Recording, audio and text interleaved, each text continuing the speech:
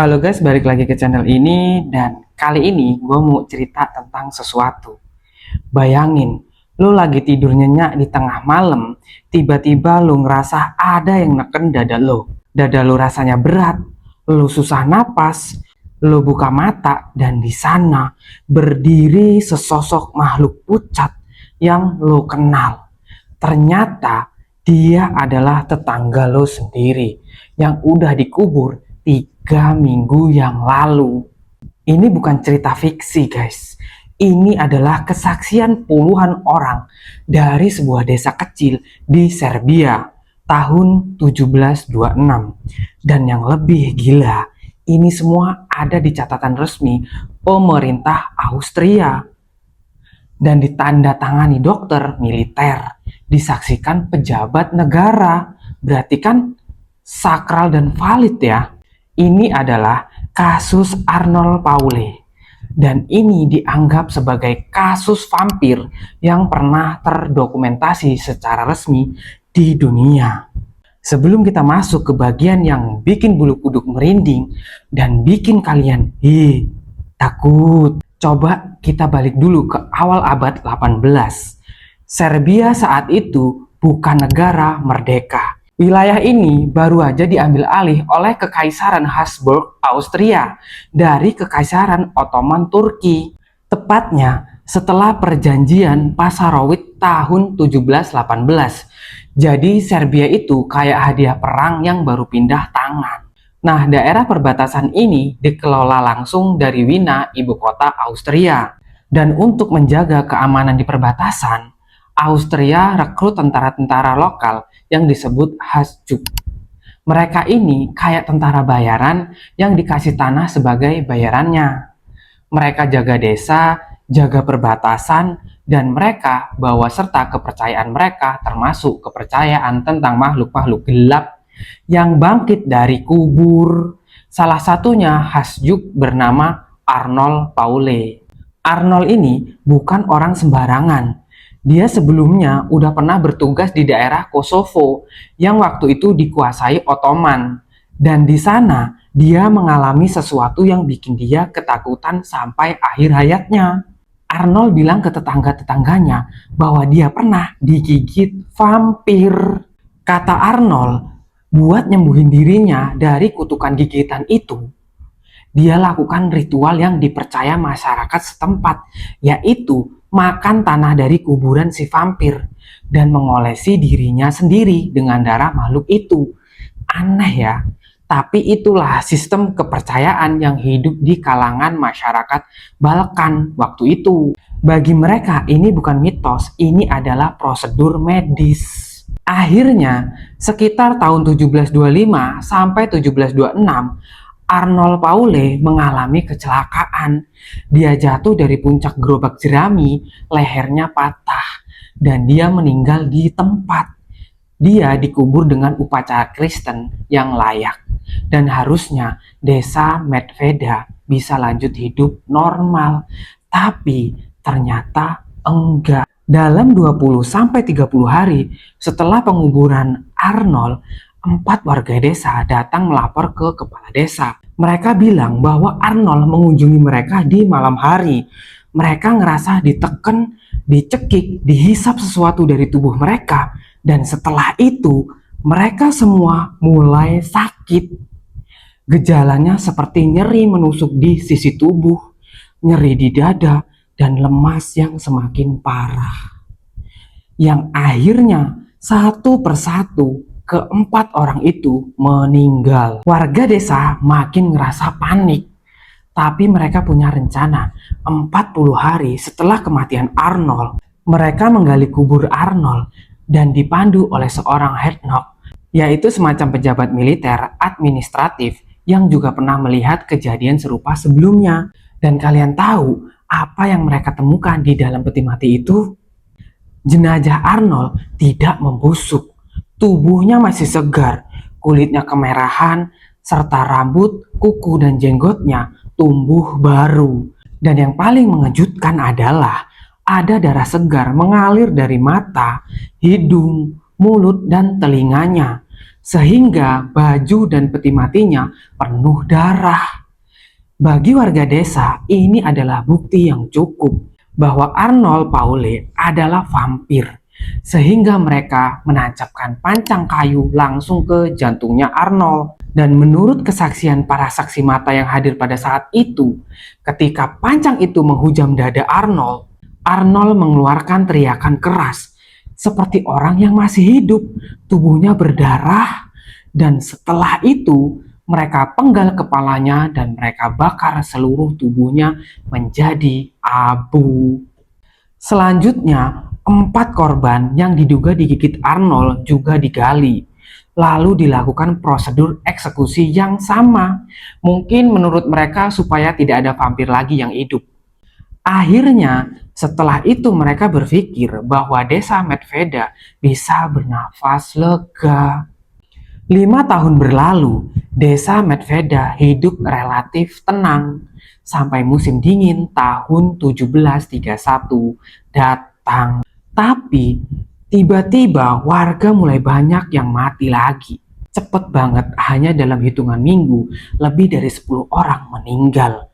Ada yang meninggal hanya dalam waktu 2-3 hari tanpa sakit. Ada juga yang sakit selama 3 hari lalu pergi. Dengan laporan gejala yang sama seperti sebelumnya, yaitu nyeri di sisi tubuh, nyeri dada, demam, dan tubuh yang makin melemah. Di antara para korban, ada perempuan yang berusia 20 tahun bernama Stana. Dia meninggal saat melahirkan. Dan sebelum meninggal, Stana mengaku bahwa waktu masih di wilayah Ottoman, dia pernah mengoleskan darah vampir ke tubuhnya sebagai perlindungan. Menurut kepercayaan lokal, itu artinya dia akan jadi vampir setelah mati. Selain itu, ada juga Stanoka. Dia adalah seorang wanita yang kata ayah mertuanya, ketika dia tidur masih sehat-sehat aja. Tapi tiba-tiba dia terbangun tengah malam dalam ketakutan yang luar biasa. Stanoka bilang bahwa dia dicekik oleh sosok Miloje, yaitu salah satu korban lain yang sudah meninggal beberapa waktu sebelumnya. Sehingga 15 hari kemudian Stanoka meninggal dunia. Karena kondisi tersebut, situasi udah di luar kendali. Pihak militer Austria yang menguasai daerah tersebut harus segera bertindak. Bukan cuma karena banyak warganya yang mati, tapi karena kalau warga panik dan kabur, seluruh garis perbatasan militer bisa runtuh. Sehingga setelah itu dikirimkanlah 2 dokter militer Austria, yaitu Dr. Glasser, lalu disusul oleh Oberstleutnant Johann Flukinger bersama timnya. Tanggal 7 Januari 1732, Flukinger dan timnya mulai melakukan penyelidikan. Mereka gali kuburan beberapa korban, lalu mereka periksa satu persatu. Dan hasilnya mengejutkan. Dari 17 korban yang meninggal dalam 3 bulan terakhir, beberapa jenazah ditemukan dalam kondisi yang dianggap tidak wajar. Darah masih ada di tubuhnya, organ-organ tampak belum membusuk, dan beberapa bahkan masih terlihat segar. Flukinger menyimpulkan ini adalah vampirisme. Semua mayat yang menunjukkan tanda-tanda ditancap pancang, dipenggal, dan dibakar. Lalu laporan itu dikirim ke Wina, dan dari Wina laporan itu menyebar ke seluruh Eropa Barat. Ini bagian yang paling gila guys. Laporan Flukinger yang judulnya Visum et Repertum alias dilihat dan ditemukan, bukan sekedar gosip desa. Di mana ini adalah dokumen resmi pemerintah, ditandatangani oleh pejabat militer dan dilampirkan dengan kesaksian dokter. Dan isinya menyatakan bahwa vampir itu nyata. Dokumen ini disebarkan ke seluruh Eropa Barat pada tahun 1732 dan langsung bikin kehebohan yang luar biasa. Para intelektual, filsuf, teolog, bahkan raja-raja Eropa ikut berdebat soal ini. Apakah vampir benar-benar ada? Apakah ini bukti keajaiban? Atau apakah ini tahayul yang kebablasan? Bahkan Raja Prancis Louis XV memerintahkan penyelidikan resmi soal fenomena vampir setelah laporan Flukinger menyebar. Yang paling ironis, ilmu pengetahuan modern punya penjelasan yang sangat masuk akal untuk semua yang dilihat dan ditemukan oleh Flukinger dan warga desa. Proses pembusukan jenazah yang saat itu hampir tidak dipahami oleh orang-orang abad 18 bisa menghasilkan kondisi-kondisi yang sama persis seperti tanda vampir. Yang mereka catat sebenarnya adalah penumpukan gas di dalam tubuh bisa membuat jenazah tampak lebih segar. Proses ini bisa berlangsung berminggu-minggu, tergantung kondisi tanah dan cuaca. Rambut dan kuku yang tumbuh itu sebenarnya adalah kulit yang menyusut seiring pembusukan. Sehingga rambut dan kuku terlihat lebih panjang dari sebelumnya. Dan teriakan saat ditancap-pancang merupakan gas dari dalam tubuh yang keluar lewat pita suara. Tapi tentu saja di tahun 1726 dan 1732 tidak ada yang tahu. Masyarakat melihat apa yang mereka lihat dan menyimpulkan apa yang paling masuk akal bagi mereka dalam konteks kepercayaan dan pengetahuan yang mereka punya. Guys, sekarang gue mau ajak lu mikir sesuatu. Waktu lu bayangin vampir, apa yang muncul di kepala lu? Taring kah? Kape hitam kah? Tidur di peti mati? Takut bawang putih? Takut salib? Banyak dari elemen-elemen itu sebenarnya berasal dari mitologi Eropa Timur, khususnya Serbia dan Balkans. Dan kasus Arnold Paule adalah salah satu titik di mana mitologi itu keluar dari desa-desa terpencil dan masuk ke kesadaran dunia. Laporan Flukinger tahun 1732 tersebar secara cepat ke seluruh Eropa, sehingga hal ini memicu gelombang besar perdebatan intelektual yang disebut vampir controversy of the 18th century. Para pemikir besar mulai nulis soal vampir bukan sebagai fiksi, tapi sebagai fenomena yang perlu diteliti secara serius. Dan puluhan tahun kemudian, ketika penulis gotik mulai menulis horor, mereka punya bahan bakar yang sangat kaya dari catatan-catatan resmi ini. Ketika Bram Stoker menulis Dracula di tahun 1897, dia riset intensif tentang vampir Eropa Timur. Banyak yang percaya bahwa kasus-kasus seperti Arnold Paule memengaruhi imajinasinya. Tapi ada satu hal yang sering luput dari perhatian orang. Arnold Paule mati lebih dulu dari Vlad Tepes, menjadi inspirasi utama vampir.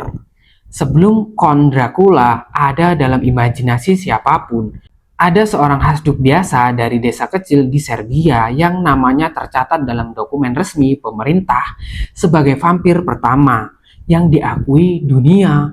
Dia bukan bangsawan, bukan pangeran, dia hanya seorang petani tentara biasa.